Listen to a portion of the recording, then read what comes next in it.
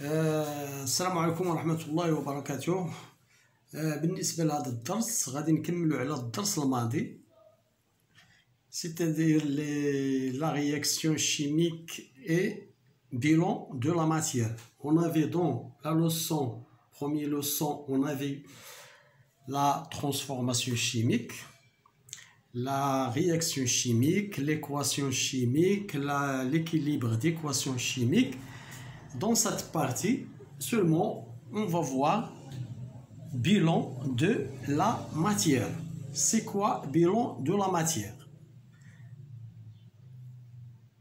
يعني حاصلة المادة.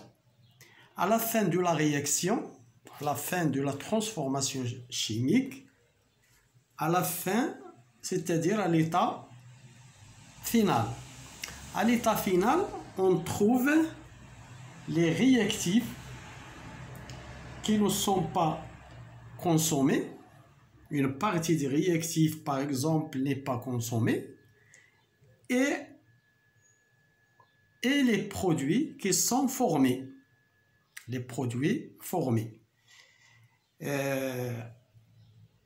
La quantité de matière des réactifs et la quantité de réactifs des produits. C'est-à-dire, on va faire le suivi de l'évolution d'une réaction chimique. يعني تتبع تطور تفاعل كيميائي. Le suivi de l'évolution d'une réaction chimique avec le temps, c'est-à-dire à l'état initial, puis l'état intermédiaire, à la fin l'état final. Pour faire ce suivi, on va tracer un tableau qui s'appelle tableau d'avancement d'une réaction chimique. On va trouver X max qui s'appelle l'avancement maximal de la réaction, et on va voir que ça veut dire le réactif limitant et le réactif en excès. Bon, pour suivre une réaction chimique,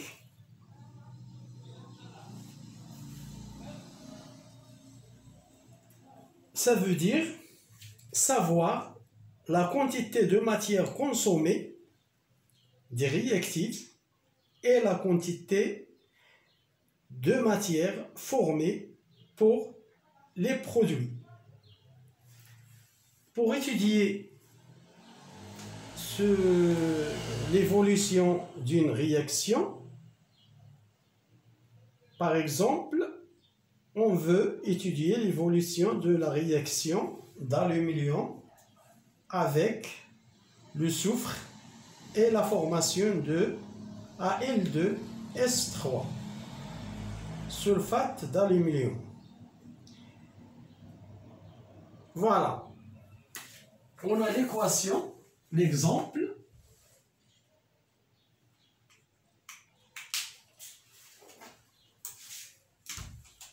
Al plus le soufre nous donne Al2S3. Al2S3. Voilà, c'est la transformation chimique. L'aluminium réagit avec le soufre et nous donne sulfate d'aluminium Al2S3.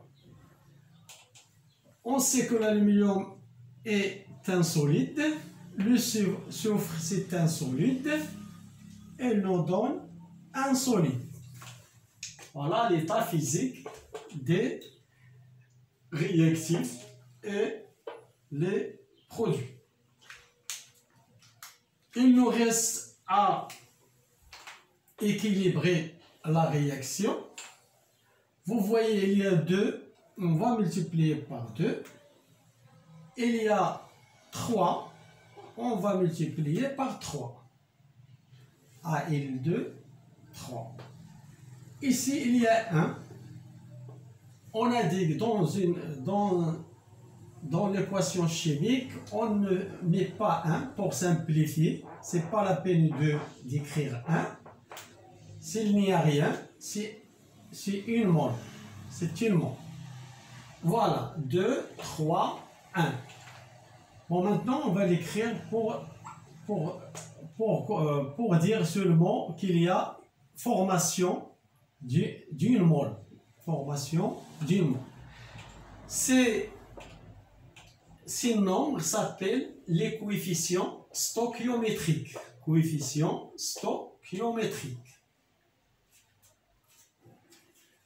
Bon, pour lire cette équation, on dit que la formation d'une mole d'un L2S3 nécessite la réaction de 2 moles d'aluminium et 3 moles de soufre.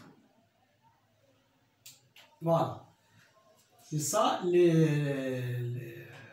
pour lire l'équation. La formation d'une mole d'Al2S3 nécessite 2 moles d'aluminium et 3 moles de soufre. Ou encore, on dit que une mole, par exemple, un X mole de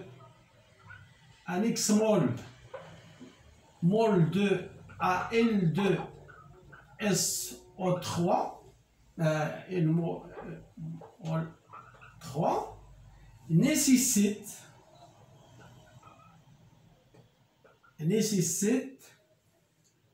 2X moles d'aluminium et 3X moles de soufre. Voilà, en général, un X mol de Al2S3 nécessite 2X moles d'aluminium et 3X moles de soufre. X s'appelle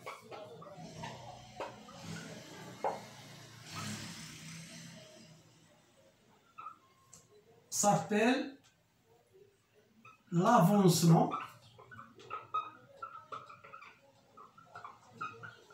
de la réaction.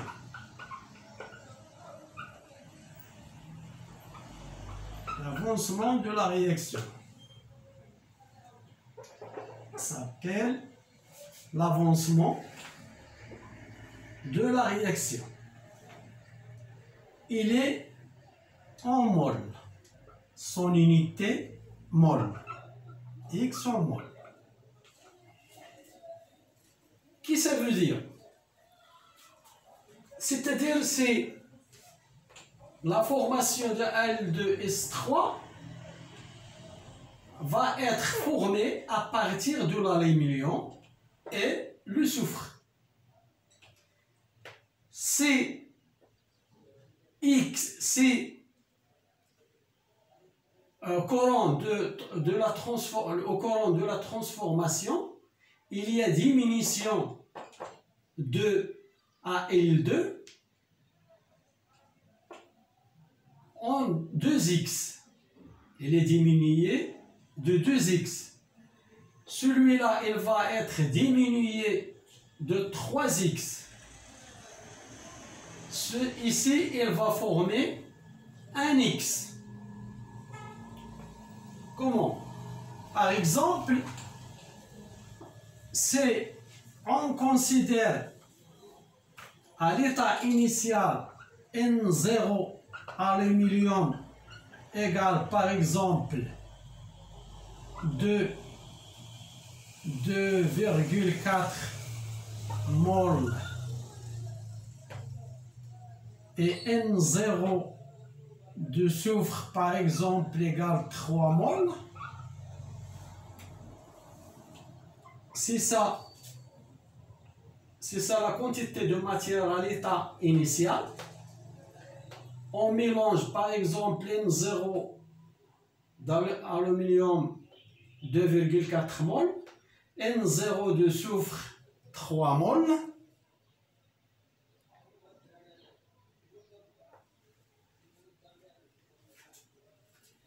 C'est un exemple. Donc, au cours de la réaction, à l'état intermédiaire, c'est-à-dire l'état initial, l'état final, au cours de la réaction, on constate qu'il y a N0, par exemple, nous avons 2,4 mol, moins 2x,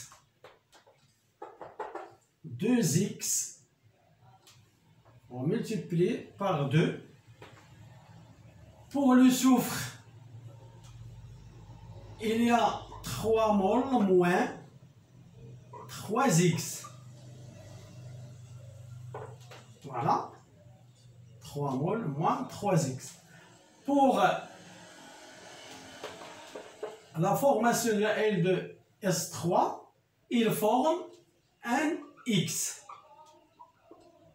Il se forme un X.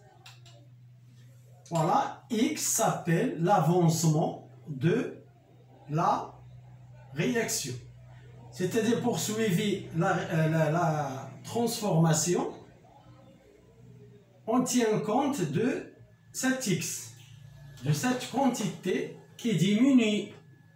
Il diminue des réactifs, il se forme dans les produits. Voilà. Pour bien comprendre ça, on va faire un tableau d'avancement d'une réaction chimique. Par exemple, ce tableau est seulement un tableau qui nous donne le bilan de la matière à la fin de la réaction. Par exemple,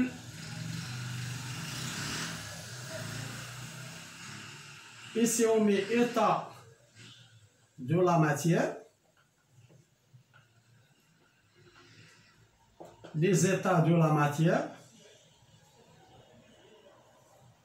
ici avancement, X, ici on écrit là la réaction. On écrit la réaction, par exemple, Al plus S soufre nous donne Al2S3. Ici, il y a 2, 3, 1. Voilà.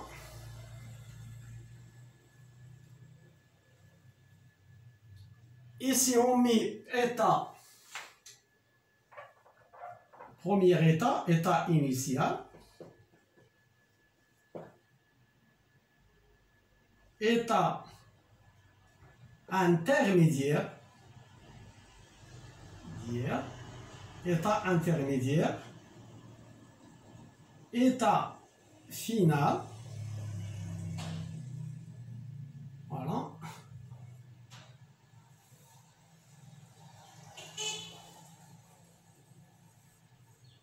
Bilan de la matière. Bilan de la matière.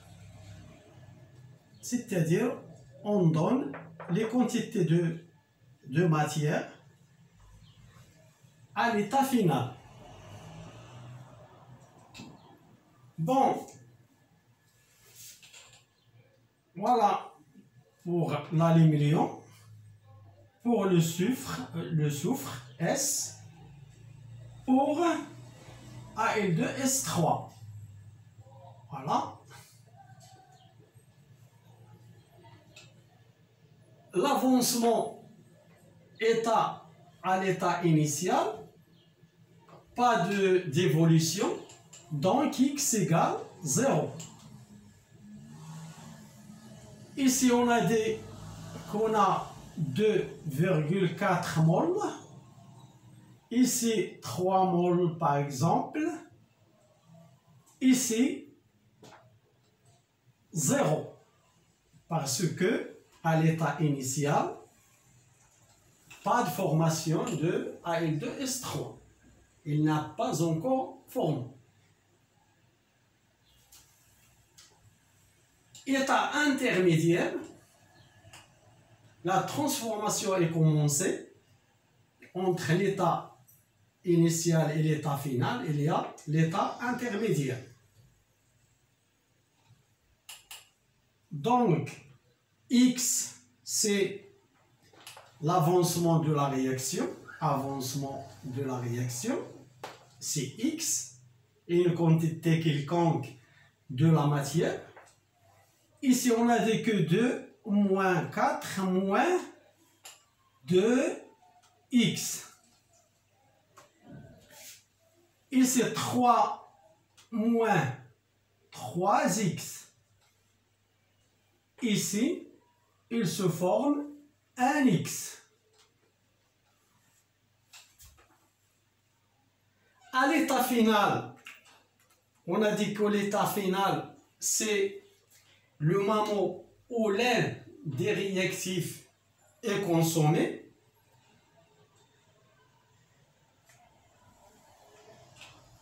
L'un des réactifs est consommé. Cet réactif s'appelle le réactif limitant. Si aluminium est celui qui est terminé, qui est consommé, il s'appelle le réactif limitant. Si c'est le soufre, S s'appelle le réactif limitant.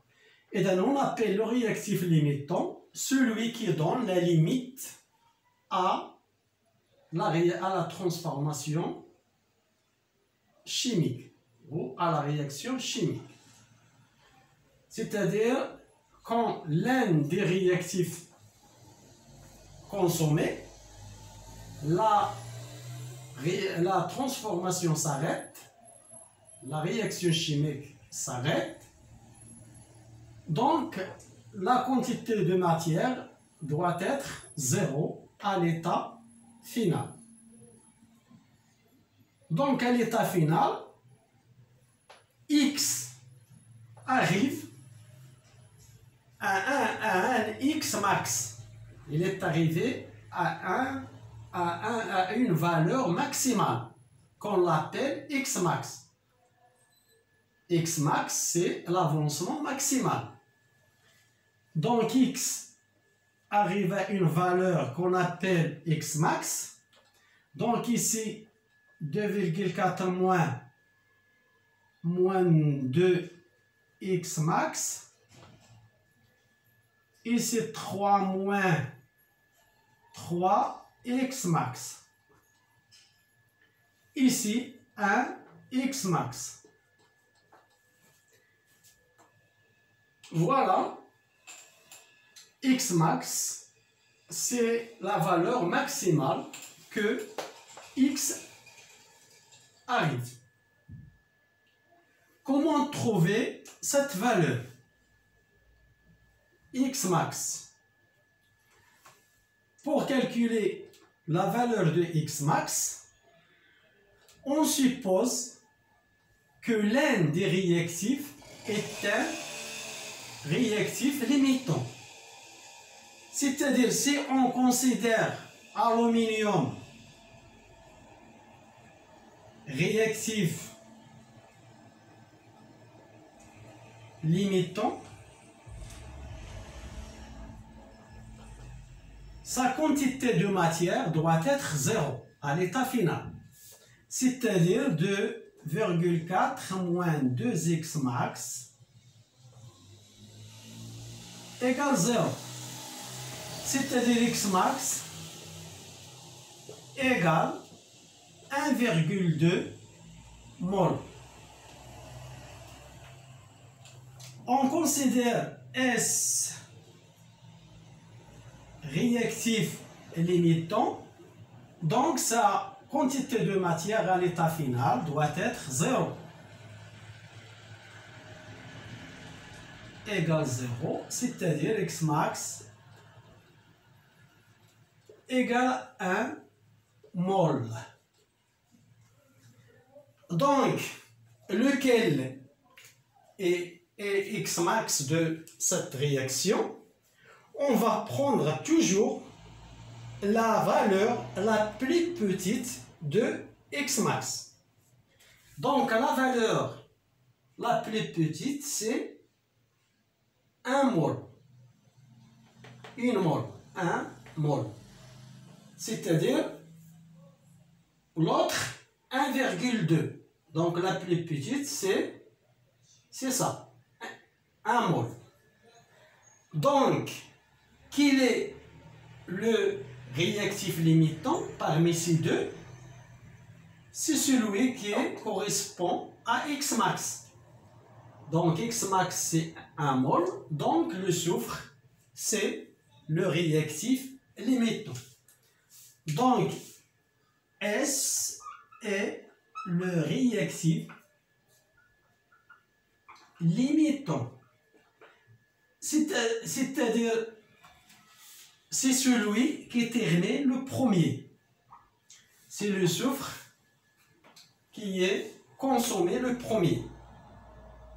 La consommation de soufre est faite, on constate que l'aluminium n'est pas tout à fait consommé, on l'appelle un réactif en excès. L'aluminium, c'est un réactif en excès. Voilà, pour calculer le bilan, pour faire le bilan de la matière, on va donner à chaque réactif sa valeur à l'état final. Donc, X max, on le connaît, X max égale à 1 mol, c'est connu. On va le remplacer ici, 2,4 moins 2 multiplié par 1, c'est-à-dire 2, ici c'est 2, il reste ici 0,4 mol. Voilà, 2,4 moins 2 multiplié par 1. Il reste 0,4 mol. Ici, on a dit que CS, c'est le réactif limitant, donc c'est 0. Vous voyez, 3 moins 3, c'est 0. La formation de AL2S3, c'est X max. C'est 1 mol. Voilà, on vient de donner le bilan de la matière. À la fin de la réaction, il y a formation d'une mole de Al2S3 et le reste, l'aluminium, il y a une quantité de matière de l'aluminium qui reste, qui est 0,4 mol. Pour le soufre, il est totalement consommé. Et il y a formation d'une mole de Al2S3. Donc, aluminium, c'est un réactif en excès. Sa quantité de matière à la fin de la réaction est égale à 0,4 mol. Pour le soufre, à la fin de la réaction, N de soufre est 0 mol. Pour la formation de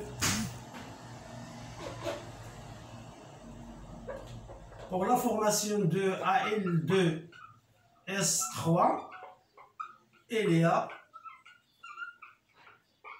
il y a un mol. Voilà, c'est le bilan de la matière. Le bilan de la matière de cette réaction. L'intérêt du bilan de la matière, c'est pour calculer par exemple la concentration de Al2S3. On sait que sa quantité de matière est égale à 1 mol. Voilà, on divise N sur V, c'est égal à 1 divisé par le volume. On choisit un volume par exemple et on termine. Voilà. On donne la concentration de cette espèce, par exemple Al2S3. Sa concentration, par exemple, et voilà, c'est tout ça, c'est tout ce que je vois ici. C'est l'importance pour calculer sa masse, par exemple, la masse formée de, on sait que N égale M sur grand N, donc la masse égale c'est N multiplié par M, la masse formée de Al2S3. Pour calculer la masse qui reste de l'aluminium, on remplace la quantité de matière 0,4 multiplié par la masse molaire de l'aluminium. Donc il y a beaucoup de choses à déterminer. Seulement, il faut savoir comment faire le tableau d'avancement et comment calculer X max. On prend la valeur la plus petite et c'est quoi le réactif limitant.